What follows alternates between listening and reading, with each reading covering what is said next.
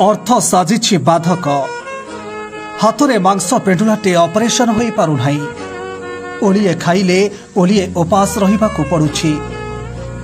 वृद्ध महिला दुख कष्ट कहिले न सरे। दीर्घ 20 वर्ष होई गलानी अजणा रोगरे पीड़ित होई हाथर मांस पेंडुला बढ़ी चलीछि। अर्थ अभावरू गरीब वृद्धा महिला हाथ ऑपरेशन होई पारुनाई।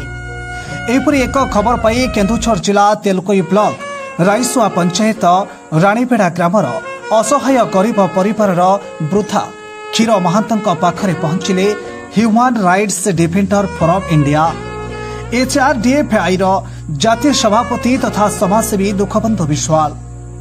क्षीर महांती दुख कष्ट असुविधा और समस्या बुझीथिले एवं प्रशासन को और स्वास्थ्य विभाग को अवगत कराइछंती।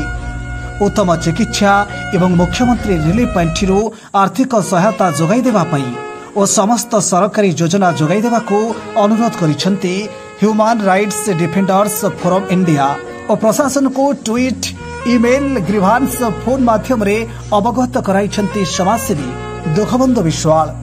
Bureau report Odisha news 5।